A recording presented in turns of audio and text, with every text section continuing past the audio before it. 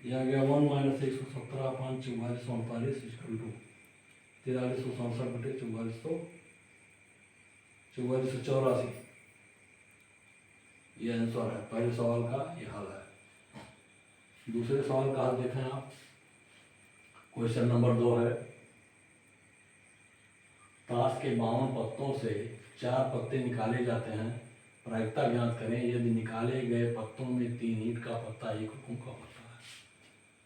3 ईंट 1 हुकुम, टोटल 4 पत्ते हुए, निकालना है। तो 4 पत्ते निकालने की विधियां 52 पत्तों में से 52 C4। ताश के कुल गड्डी में 52 पत्ते होते हैं, उसमें से 4 पत्ते निकाले जाते हैं, तो कुल विधियां हो गई 52 C4। तब ये आपका NS का मान हो गया, NS इक्वल टू 52 C4। अब 3 पत्ते ईंट की निकालने की विधियां, ईंट के 13 पत्ते होते हैं, तो 3 पत्ते निकालने की विधियां 13 C4 हो जाएगा। 1 पत्ता हुकुम निकालने की विधि क्या हो जाएगी, 13 C1। इस प्रकार 4 पत्ते निकालने की कुल विधियां हो जाएंगी 13 C3 गुणे 13 C1, 13 C3 इंटू 13 C1। ये 4 पत्ते निकालने की टोटल विधियां, ये आपकी घटित होने वाली घटना हो गई NE equal to 13 C3 into 13 C1। देख लीजिए 3 1 4 पत्ते हो गए जो 13 पत्तों में से निकाले गए हैं। अब 4 पत्ते ईंट तथा 1 पत्ता हुकुम के निकाले जाने की प्रायिकता हो गई NE बटे NS, अर्थात 13 C3 गुणे 13 C1 बटे 52 C4।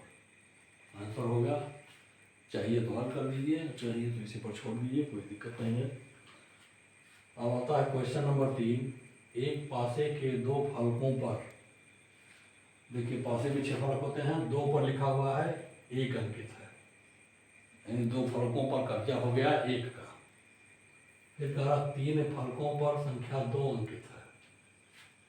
3 फलक कब्जा किए गए संख्या 2 लिख करके, अर्थात कुल 5 फलक कब्जेदार हो गए। अब 1 फलक बच रहा है जिस पर कि 3 लिखा है, 3 अंकित है। छठे फलक पर 3 अंकित है। यदि पासा एक बार फेंका जाता है तो ज्ञात करना है आपको क्या, P2 2 आने की प्रायिकता। दूसरा P1 या 3, अर्थात 1 यूनियन 3। 1 या 3 का मतलब यूनियन, P1 या 3। थर्ड देखिए P3 नॉट, यानी P3 ना हो, अर्थात P3 डैश निकालना है। तो P3 डैश निकालना है, P1 यूनियन 3 निकालना है और P2 निकालना है। हम देख लीजिए पासे पर कुल 6 परिणाम हैं, 6 फलक 6 परिणाम होंगे। यहाँ 2 अंक मिलने की 3 विधियां, क्योंकि 3 फलकों पर है। और तो P2 निकालना है आपको, तो P2 बराबर हो गया 3/6 बराबर 1/2। इसी प्रकार 1 प्राप्त होने की 2 विधियां हैं, तब P1 बराबर हो गया 2/6 इक्वल टू 1/3। इसी प्रकार 3 प्राप्त करने की 1 विधि है, तो 1/6 हो गया P3। तो P2 तो आपको मिल गया है। अब दूसरा खंड देखिए, P1 या 3 बराबर लिखा जाएगा P1 यूनियन 3। मैंने भी बताया है कि या लिखा है तो यूनियन निकालना है। यूनियन निकालने का तरीका क्या है, P1 + P3 - P1 इंटरसेक्शन 3।